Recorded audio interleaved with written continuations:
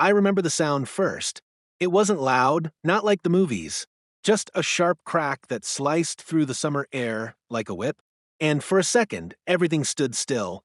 The birds stopped chirping. The kids froze mid-laughter. The sprinkler kept ticking rhythmically as if nothing had changed. But everything had. My heart dropped before I even turned around. I knew. I knew. And then I saw her, my daughter, collapsing to the pavement in slow motion, her small body crumbling like a broken toy, her pink hoodie blooming with red.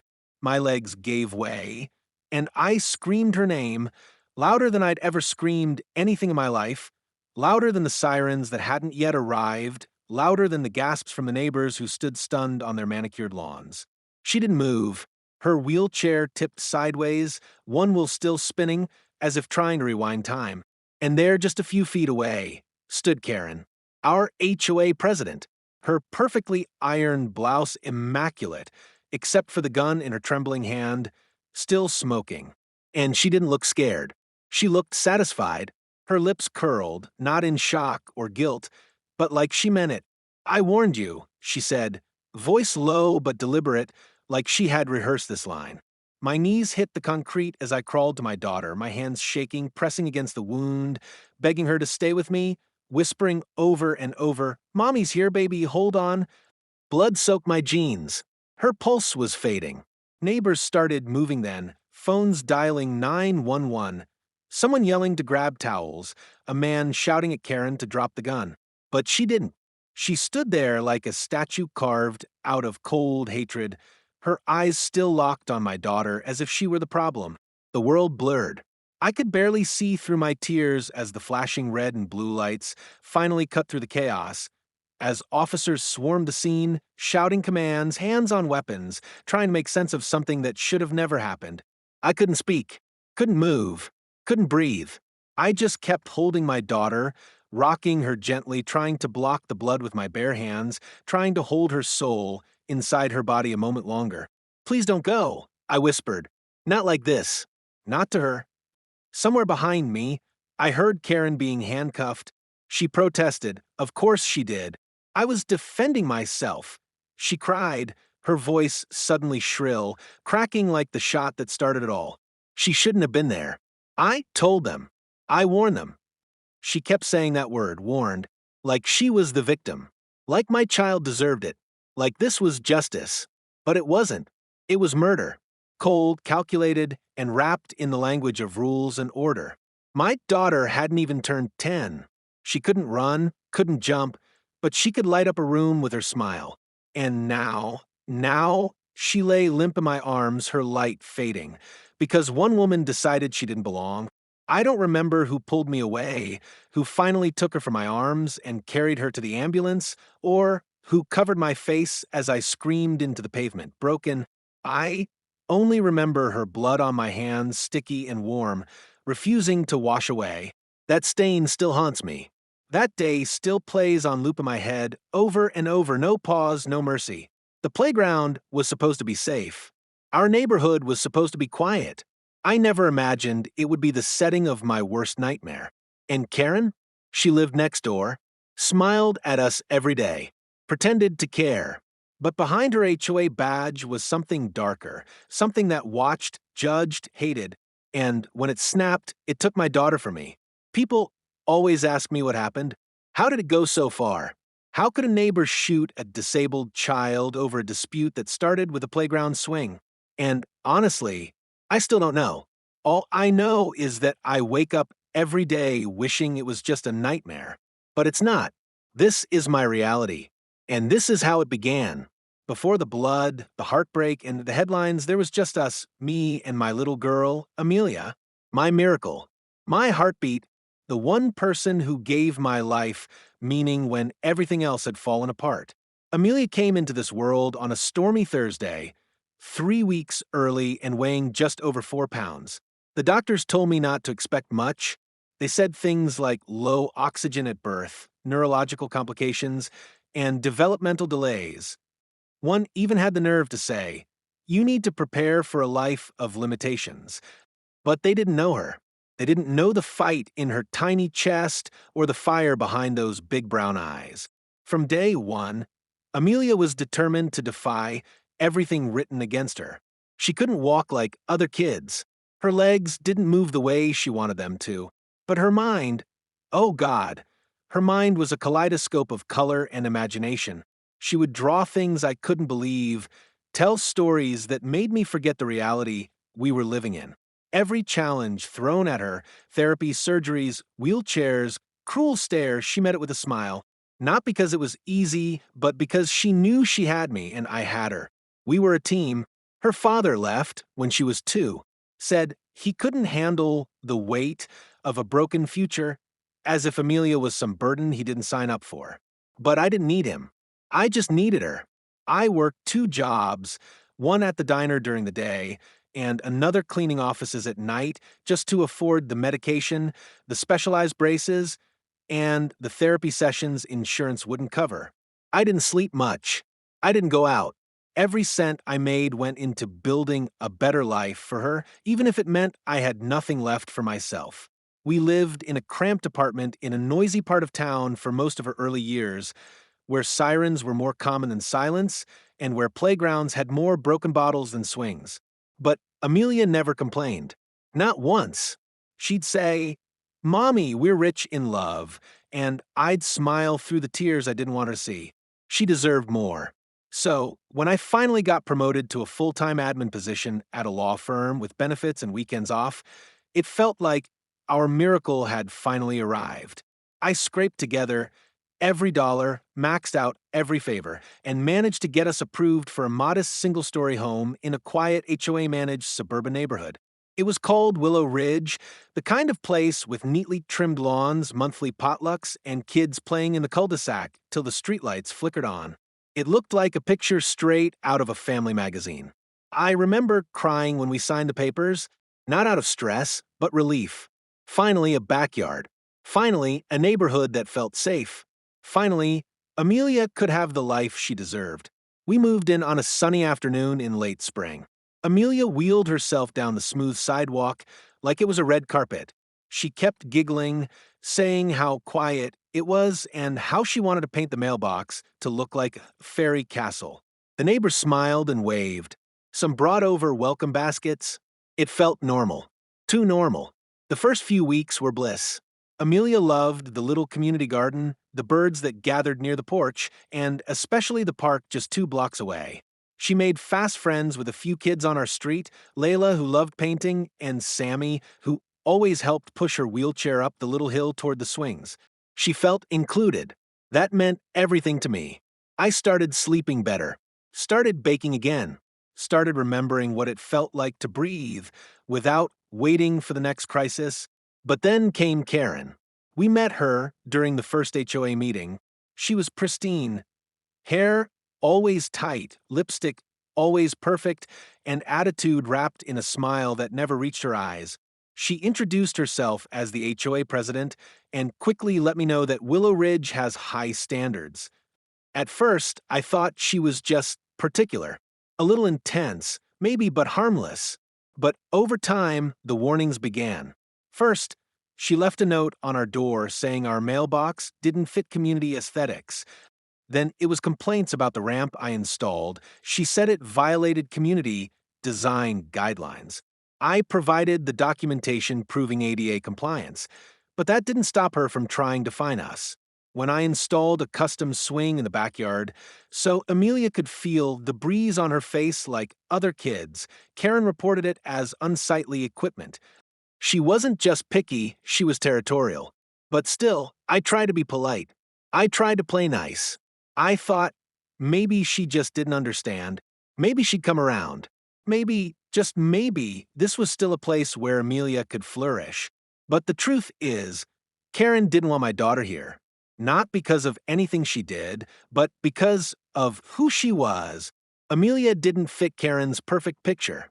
She was too different, too loud with joy, too visible with her wheels.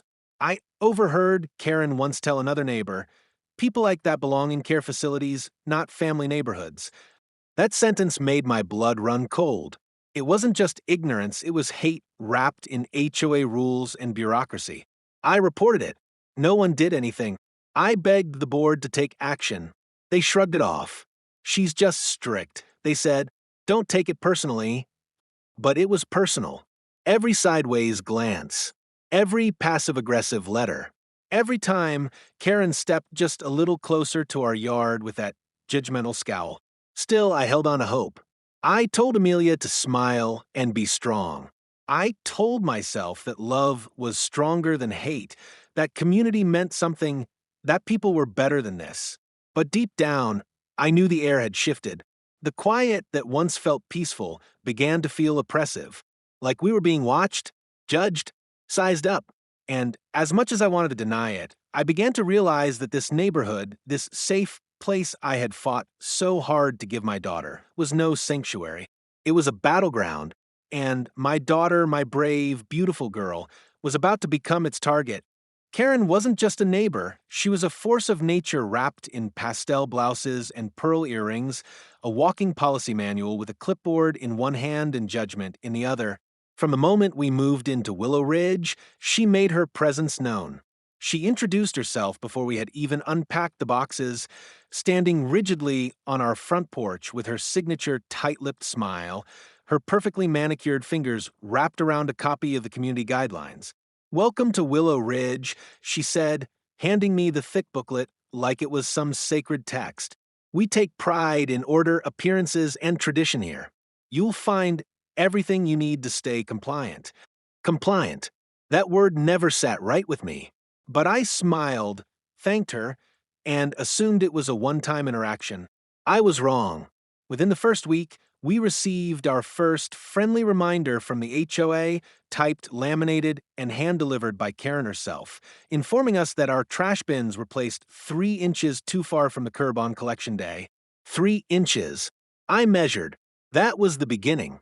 Next came the complaint about our welcome mat being too colorful and therefore not in harmony with the neutral community aesthetic. Then the lavender I planted near our porch, which she claimed attracted bees and violated a rule about invasive flora. She'd knock on the door not to say hello, but to issue citations with the smug confidence of a small-town sheriff. Every time I opened the door and saw her standing there with her condescending expression and immaculate appearance, it felt less like a neighborly visit and more like a summons. And always, she ended her lectures with the same passive-aggressive smile. "I'm just trying to keep our community beautiful." What she meant was, "I'm trying to keep you in your place." It became clear quickly that Karen didn't like anyone who colored outside the lines. She worshipped conformity, and anything that challenged her perfectly pruned illusion of control was treated as a threat. My daughter Amelia, bright, disabled, and full of energy, was a walking disruption to her worldview. Karen's issue wasn't with what we did, it was with who we were. She watched Amelia with that same scrutinizing gaze. She gave the trash bins, measuring, evaluating, disapproving. The day I installed a small portable wheelchair ramp at the front step, she was on my porch within an hour.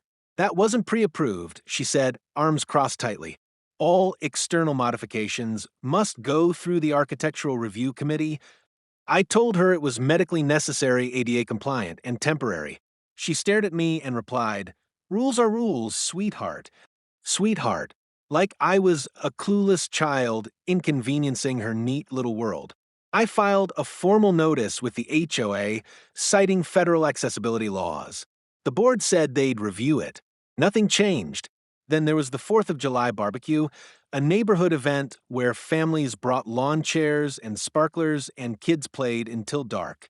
Amelia was so excited, she wore her red, white, and blue dress and brought cupcakes she decorated herself. But the moment we rolled into the park, Karen's face hardened. Later that evening, Amelia accidentally knocked over a folding chair, trying to get closer to the dessert table. Karen approached me moments after. "Your daughter needs to be more careful," she hissed under her breath, eyes darting around to make sure no one overheard. "We can't have her causing chaos." Chaos? She was 8 years old, in a wheelchair, trying to get a cupcake. That was Karen, always twisting innocence into disorder if it didn't suit her narrative. She cloaked her cruelty in concern, veiling her discrimination in the language of structure and rules. She weaponized bureaucracy to police kindness out of the neighborhood. Over time, I realized Karen didn't just lead the HOA, she was the HOA. The other board members were either too intimidated or too indifferent to challenge her. She practically ran the neighborhood like her personal kingdom, and anyone who didn't bow was slowly squeezed out through fines, intimidation, or isolation. I later learned she'd driven out 3 other families in the past 2 years, one for painting their door a non-approved shade of teal, another for installing a playset too tall, and a third for simply hosting a birthday party that went 5 minutes past curfew. She viewed every small act of individuality as an act of rebellion, and her response was swift and suffocating. But what haunted me most was how she looked at Amelia. Not with pity, not even with discomfort, but with disdain. As if her existence offended some unspoken code of perfection she had etched into the sidewalks of Willow Ridge. I overheard her once on her phone, standing just outside my open window. "They're a drain," she said coldly. "People like that bring down the tone of the neighborhood. I'm not letting this place turn into a circus of exceptions." That's when I knew. This wasn't about flowers or ramps or welcome mats. This was personal. This was targeted. Karen saw my daughter not as a child, not as a human being, but as a violation, an aberration in the artificial harmony she had built like a prison made of roses. She used her authority not to protect, but to punish, and the HOA, spineless and complicit, gave her every tool to do it. I tried everything: reasoning, formal appeals, polite conversations, even legal consultation. Nothing stuck, because Karen didn't need to break the rules to hurt us. She was the rule book. She enforced policies selectively, bending them to suit her vendetta while maintaining the appearance of fairness. And no matter how absurd her demands were, she always had a clause, a subclause, a technicality to back it up. Her power wasn't in the rules themselves, it was in how she twisted them. The worst part? Most neighbors saw her as a model citizen. She donated to local events, hosted wine nights, brought muffins to new residents, all while tightening her grip behind the scenes. They never saw the venom behind her smile. But I did. And as the days passed, as the letters piled up and the glances sharpened, I knew she wasn't done. She didn't just want us to leave, she wanted to break us. And the more she failed to silence my daughter's laughter, the more furious she became. I should have known it would end badly. She warned me, again and again, and in the end, she kept her word. It started with the sound of wheels, Amelia's wheelchair rolling down the sidewalk. That simple, rhythmic motion, the one she loved because it made her feel free, became Karen's next weapon. "It's disruptive," she said one day, stepping out onto her porch just as Amelia rolled by. "That squeaking is constant, disturbs the peace." I blinked at her in disbelief, unsure if she was serious. "She's using a mobility aid, Karen," I replied, my voice already trembling with restrained fury. "She's a child, not a noise violation." Karen didn't flinch. She just shrugged and walked away, as if I were the one being unreasonable. Days later, a notice appeared in our mailbox: noise complaint. Ongoing disturbance between 3 p.m. and 5 p.m. That was the time Amelia typically went for her after-school stroll around the block with me. I thought it was a mistake, but it wasn't. It was the beginning of something darker. What used to be strict rule enforcement now twisted into surveillance and manipulation. Karen began watching Amelia, noting her every move, documenting the time she spent outside, and even accusing her of damaging property. One afternoon, Amelia played chalk with her friends on the sidewalk near the cul-de-sac. It was harmless: flowers, suns, stick figures with superhero capes. The kind of joy any kid deserves. Karen came storming out of her house as if someone had spray-painted graffiti on her front door. "This is vandalism," she snapped. "Sidewalks are community property, not your daughter's personal art studio." I tried to reason with her. "It's chalk, it washes away." But she was already pulling out her phone, snapping photos like we were criminals caught in the act. The next day, I received a formal letter citing us for defacement of common property and warning of potential fines if it happened again. Amelia was crushed. She asked me, "Am I not allowed to play here?" I didn't know how to answer. Because the truth was becoming clearer with every day. We weren't welcome here. Not in Karen's neighborhood. Her obsession with control became pathological. Every week brought a new violation.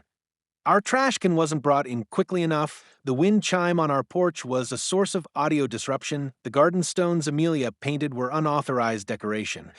I removed them all, every single one. Not because I agreed, but because I was trying to protect my daughter's peace. But peace wasn't what Karen wanted. She wanted submission, domination, erasure. Then came the incident with the neighborhood kids. Amelia had become close with Layla and Sammy, and for a while, that friendship had been a bright spot. But after Karen began whispering in parents' ears, suggesting Amelia might be a liability or that she required too much special attention, those playdates dwindled. First, they canceled. Then, they stopped answering the door. Eventually, they wouldn't even wave back. I knew it wasn't the kid's choice. I saw the guilt on Layla's face when she avoided Amelia's gaze. I saw Sammy cry quietly as his mother hurried him away from the swing set. Karen had poisoned the well. She made my daughter feel like a burden, an outsider in the only place she'd ever felt close to belonging. One day, I caught her in the act. Amelia had rolled her wheelchair to the community fountain with a coloring book on her lap. Karen was standing nearby, arms crossed, scolding her. "You can't loiter here all afternoon," she snapped. "This isn't a daycare. Go home." I rushed over, heart pounding. "Don't you ever speak to my daughter like that again," I growled, stepping between them. Karen's eyes narrowed. She leaned in close, voice ice cold, and said, "If you don't control your daughter, I will." Those words stuck with me. They haunted me. I filed another formal complaint with the HOA, citing harassment, discrimination, and emotional trauma. They called a meeting. I attended, full of hope, thinking maybe this time someone would stand up. But the board sat like statues, avoiding eye contact, shifting uncomfortably in their seats. The president, a timid man named Mr. Ellison, finally said, "We understand your frustration, but Karen has been with us for over a decade. Her intentions are always in the community's best interest." I felt sick. "So, you're just going to let her bully a child with disabilities?" I asked, barely keeping my voice from breaking. He sighed and offered a hollow reply. "We'll remind her to be more sensitive." And that was it. No discipline. No investigation. No accountability. Karen stood in the back of the room, arms folded, smiling faintly like she'd just won another round. The fines kept coming. I paid them. The violations kept piling. I disputed them. The smiles from neighbors turned into polite nods, then indifference, then avoidance. We were becoming invisible, yet somehow still a target. One evening, Amelia asked if we could move. "Maybe we don't belong here, Mommy." My heart shattered. No child should feel that way, not because of who they are, but because of where they live. I told her we'd fight, that we weren't going to be pushed out of our home, not by one woman's hatred. But in truth, I was exhausted. Fighting injustice alone felt like screaming into a void, and all the while, Karen kept circling, watching, waiting. Her obsession wasn't about rules anymore. It was about power. She wanted to crush our spirit, to force us into submission, so she could preserve her picture-perfect illusion. But the more she tried to break us, the more I knew I had to protect Amelia, even if it meant facing down a monster in a floral blouse. And deep inside, I had a sinking feeling that something terrible was coming. Karen had crossed every line but one, and I feared she was ready to take that final irreversible step. I just didn't know when. It was a Saturday afternoon, the kind where the sun filters through the trees, just right, casting soft, dappled shadows across the neighborhood. The air smelled like freshly cut grass and grilled hot dogs, the kind of day you'd think nothing could go wrong. The HOA was hosting its annual Willow Ridge Family Fun Day at the community park, and after weeks of convincing, I finally agreed to take Amelia. She had been so excited, rehearsing how she'd ask Layla and Sammy if they wanted to play with her again, clinging to hope like only a child can. I packed her favorite sun hat, strapped her coloring book to the back of her wheelchair, and we made our way down the block, pretending just for a moment that we belonged. There were games, balloons, and a bounce house for the younger kids. I noticed how some parents pulled their children away from Amelia's path, subtle but sharp, and how others offered tight-lipped smiles before walking faster. Still, Amelia didn't seem to notice. She was beaming, waving at everyone like the sun was her spotlight. I sat on a nearby bench, watching her roll slowly toward the craft table, her hands moving the wheels with ease. That's when I saw Karen. She was in her usual position, center stage, clipboard in hand, giving orders to the volunteers like a dictator in designer sandals. She spotted Amelia and stiffened. Her eyes narrowed the way they always did when she was calculating something, when her mind was turning kindness into a threat. But to my surprise, she didn't approach immediately. She just watched. I tried to relax. Maybe, just maybe, she would let today pass. Maybe even she wouldn't ruin a day made for children. For 20 minutes, it seemed peaceful. Amelia colored with two other kids, giggling softly, occasionally looking over at me to show off her latest drawing. Then she noticed the swings, those gentle, bucket-style ones she always loved but rarely got to use. I saw her hesitate. She looked at me for permission. I nodded. Her joy was too rare to deny. She rolled herself over the smooth path toward the swings. That's when Karen moved. Like a heat-seeking missile, she cut through the crowd and intercepted Amelia, just feet from the swings. I stood up instantly, heart racing. I couldn't hear the words at first, just saw the way Karen leaned forward, her voice sharp, finger pointing down toward the ground in front of Amelia's chair. Amelia flinched. I ran. By the time I reached them, Karen had placed herself between Amelia and the swing, arms crossed like a wall. "She's not allowed on this equipment," she snapped at me before I could speak. "It's for children only." "She is a child," I said, trying to keep my voice from shaking.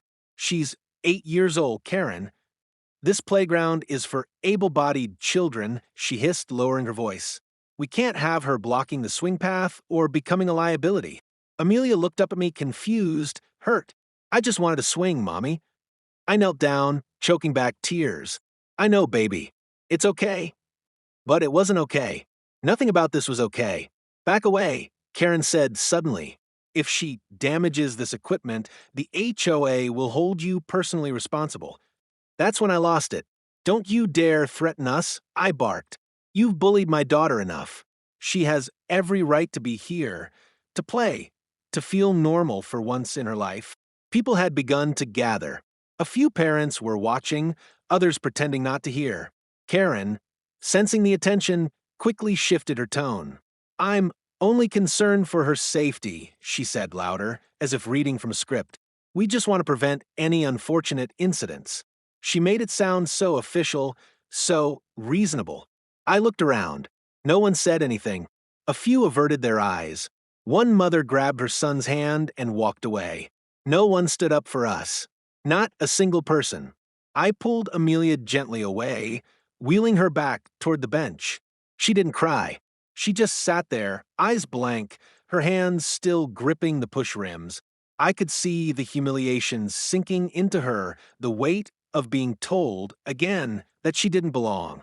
That night, I filed a formal complaint with the HOA, documenting the entire incident, listing witnesses, demanding accountability. I waited 2 days before receiving a generic email. "Thank you for your concern. We will review the matter internally. Please remember all board members are volunteers working in the community's best interest." That was it. No apology. No action. Nothing. I called the HOA office directly. The woman on the phone sounded sympathetic at first. Then I mentioned Karen's name. Her tone changed. "Unfortunately, Karen is chairing the event subcommittee and currently has discretion over park access during HOA-sponsored events," she said. "She's within her authority." "She targeted my daughter," I said through clenched teeth. "She humiliated her in front of the whole neighborhood." There was a pause. Then the words that echoed in my mind long after the call ended. "She's on the board. There's nothing we can do." I hung up, not because I was done fighting, but because I had no fight left in that moment. Amelia barely spoke that evening. She pushed her dinner away and asked if we could skip her bedtime story. She just wanted to sleep. I sat outside on the porch long after she went to bed, watching the street, wondering how things had gotten so twisted. We had come here for a fresh start. We had believed in the idea of safety, of community, of acceptance. But what we got was surveillance, exclusion, and sanction cruelty. I thought maybe if I documented enough, reported enough, called enough, someone would finally listen. Someone would finally say enough. But Karen had built this place in her image, and now that image was cracking. I didn't know it yet, but that day at the park would be the final warning. The final time Amelia would try to belong before the world reminded her how little it cared. And me? I thought I had seen the worst of Karen. I thought her obsession had reached its peak. But the truth was, she hadn't even started. The tragedy was no longer a question of if. It had become a matter of when. It was a Sunday afternoon, calm and warm, the kind that begged for ice cream and bike rides, for lawn chairs and lazy laughter echoing down the block. I remember the way the sun settled over the rooftops like it was blessing the whole neighborhood, golden and soft. Amelia had been in such a good mood that morning. She'd woken up early, excited because she'd finally decided she wasn't going to let Karen ruin her anymore. "I want to go to the park today, Mommy," she said, her voice steady and full of quiet determination. And I agreed. I had seen her spirit dim these last few weeks, her sketches less colorful, her laughter rarer. But today she was glowing again. We packed a juice box, her favorite lemon wafers, and her sketchbook. I tied her hair up in a loose bun and slid a little butterfly clip into the side. She looked up at me and whispered, "Do I look brave today?" I knelt beside her and kissed her forehead. "You look unstoppable." The park wasn't far, just 4 houses down and across the small common area that Karen had somehow claimed like it was her private estate.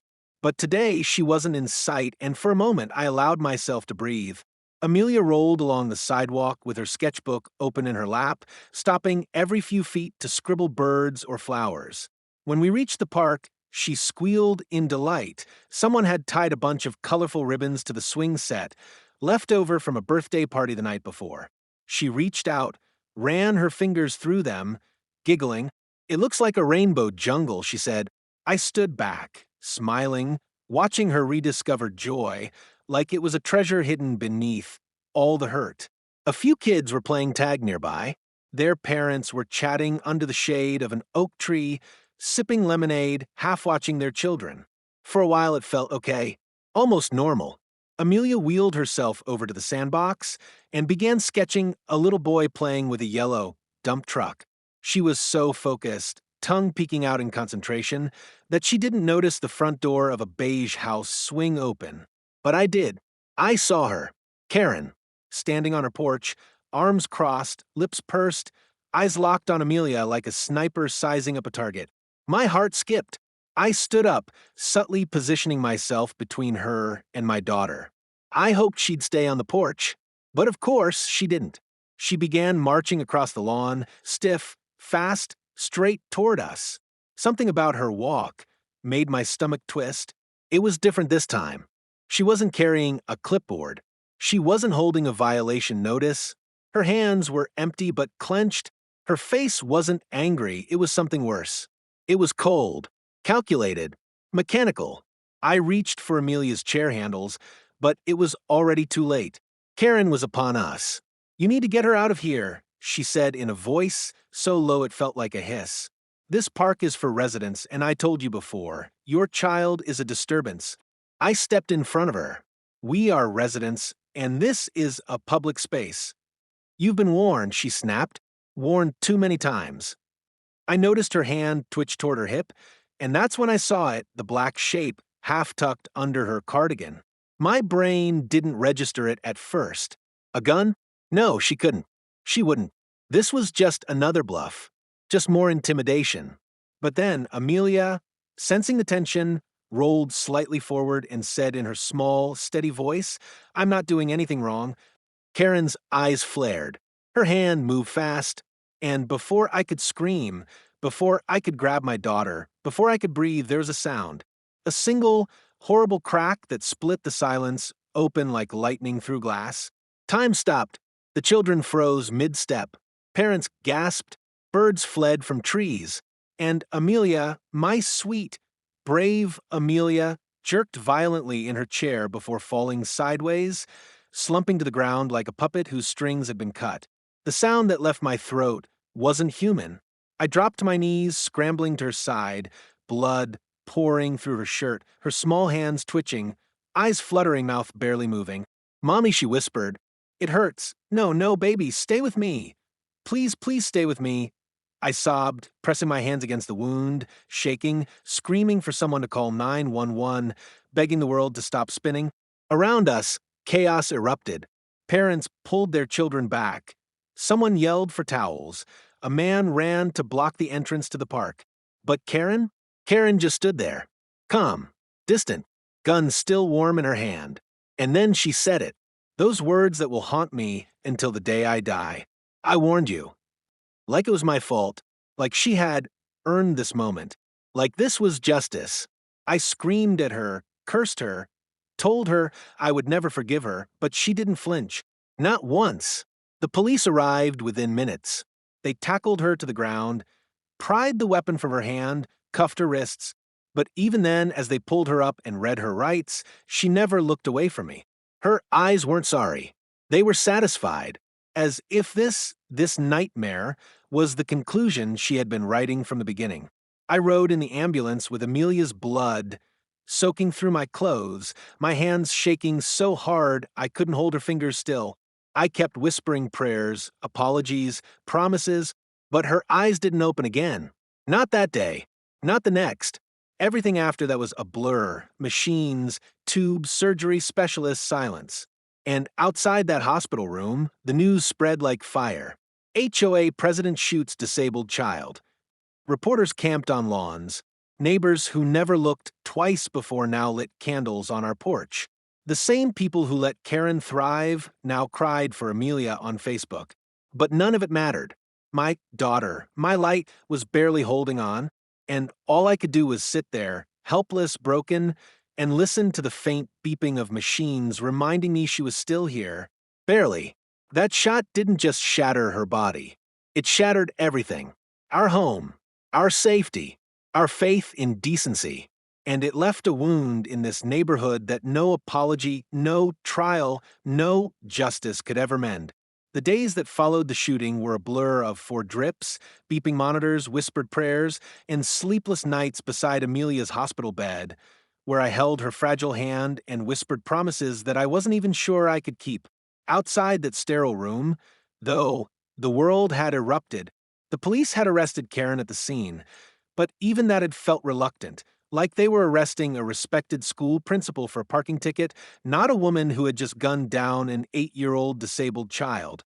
The officers had whispered to each other, eyes darting toward the HOA board members who had rushed to the scene, not to check on Amelia, but to huddle around Karen as if they were circling the wagons. That was the first time I heard them say it. "There's more to this story. She must have felt threatened. It was an accident." No, it was not an accident. It was hate. Cold, deliberate hate that had been growing like mold under the pristine lawns of Willow Ridge. And I refused to let them bury it. While Amelia lay in a coma, fighting for her life, I was fighting for the truth. I took my grief and turned it into fuel. I reached out to every local reporter I could find, sent them photos of Amelia smiling at her art desk, videos of her pushing herself down the sidewalk, her little voice reading bedtime stories. I stood in front of news cameras with trembling hands and tear-streaked cheeks, telling the world that my daughter was not a threat. She was a child, a disabled child, and she was shot for existing. The media picked it up slowly at first, but once one anchor ran with the headline, HOA president shoots girl with disabilities over playground dispute, the floodgates opened. Reporters camped outside the hospital. My inbox flooded with interview requests. Petitions started to circulate online, demanding full prosecution, demanding the dissolution of the Willow Ridge HOA board, demanding justice for Amelia. Strangers from across the country sent cards, blankets, little handwritten notes that said things like, "Your daughter matters and you are not alone." I clung to those moments of support like lifelines because back home, the silence was deafening. Many of the same neighbors who used to wave and smile now kept their heads down. Some brought flowers to the porch in the dead of night, too afraid to be seen taking a side. Others whispered that they didn't want to get involved, or that Karen had always been a little extreme, but she meant well. Meant well? Meant well? I couldn't wrap my head around how people could justify inaction in the face of a child's blood soaking into their community playground. But I didn't have time to dwell. I hired a civil rights attorney. I opened a public case. I posted every HOA violation letter Karen had ever sent me on social media. I dug into her past and found complaints from previous residents, some who had moved away in silence, too beaten down to fight. I created a timeline of every harassment incident, every time she tried to make Amelia feel unwelcome, and I made sure the world saw it. The public outcry grew louder. Local news turned into national coverage. Disability rights groups reached out, offering support and legal resources. Still, the HOA tried to contain the fallout. They issued a statement, one paragraph long, saying they were saddened by the incident and that Ms. Karen Whitmore has been placed on temporary leave from the board pending investigation. Investigation? As if her guilt was in question. As if a child being shot in broad daylight required further clarification. But I kept pushing. I went to town halls and demanded accountability. I rallied with mothers and activists outside the courthouse on the day of her arraignment. I spoke Amelia's name into every microphone that would listen. And when Karen finally walked into court in an orange jumpsuit, no longer the pristine woman of power, but a defendant with shackled hands, I stared her down from the front row. Not with hate, because that would make me like her, but with the strength of every moment she tried to break us. This fight wasn't just about a gun or a park or an HOA policy gone mad. It was about every person who had ever been made to feel small in a place that was supposed to be home. It was about disabled children who deserve safety, not suspicion. It was about community, real community, and what happens when people allow cruelty to masquerade as order. And as I sat beside my daughter's hospital bed each night, reading her the letters from strangers and telling her how many people were standing up now, because of her, for her, I knew this wasn't the end. It was the beginning of something bigger. Amelia wasn't just fighting to live. She was the reason a broken system had finally been forced to face itself. The courtroom didn't feel like a place of justice. It felt like a stage where truth was just another prop, and Karen was determined to rewrite the entire script. She entered on the first day, flanked by a trio of high-powered attorneys, her signature icy composure firmly intact. Dressed in a neatly pressed navy blue blazer, not a trace of guilt on her face. You would have thought she was here to accept an award, not to answer for the shooting of an innocent child. Her defense team wasted no time painting a grotesque version of reality. They called it self-defense. Claimed that Karen had reasonable cause to feel threatened, that Amelia's presence had become erratic and invasive, that her wheelchair movement was sudden and unpredictable, and that Karen had acted in the interest of her safety and the safety of the community. I couldn't believe what I was hearing. They used her disability against her, twisted it into a weapon to justify their cruelty. They submitted photos of the chalk drawings as graffiti, videos of Amelia laughing loudly as audio disturbances, and even excerpts from HOA reports, written by Karen herself, to build a narrative that my daughter was somehow a dangerous, unstable element in an otherwise peaceful neighborhood. I sat frozen in the gallery, my hands clenched in my lap, so tightly that my nails left crescent moons in my palms. Every lie that echoed through the courtroom was another knife to the chest. And then they made the ultimate move. They subpoenaed the HOA board members, and one by one they testified in her favor. Some of them claimed they never saw Karen act out of line. Others, with trembling voices, offered vague phrases like, she was just trying to follow protocol, or she always did what was best for Willow Ridge. No, one spoke about the day she screamed at Amelia by the swings. No, one mentioned the countless violation letters or threats. They washed their hands in public just like they had in private. When it was finally my turn to take the stand, I walked up with the weight of everything: my daughter's silence, her scars, the months of fighting alone. I told them about the fear, the targeting, the warnings that were never heeded. I described the way Amelia used to sing in the mornings and how that joy had been slowly stolen, piece by piece, by a woman who couldn't stand the sight of her freedom. I held up Amelia's sketchbook, the one she carried that day, blood-soaked and bent at the corners. I pointed to the little drawing of a sun with legs and said, "This is what she was doing when Karen pulled the trigger. She was drawing. That's all." My voice broke. I could barely breathe. "I am not just fighting for justice," I said, looking directly at the jury. "I am fighting for my daughter's voice because she can't speak for herself anymore." The courtroom was silent. Not even the defense attorneys dared to look at me. But Karen? She didn't blink, didn't cry. She stared at me with those same hollow eyes, as if I were a fly buzzing in her ear, an annoyance she had already swatted once and was prepared to swat again. The prosecution did their part. They showed security footage, text messages, HOA emails, all documenting her escalating hostility. They brought in a child psychologist who testified that Amelia exhibited signs of anxiety consistent with targeted emotional harassment. The police officer who arrested Karen recounted her words, "I warned them."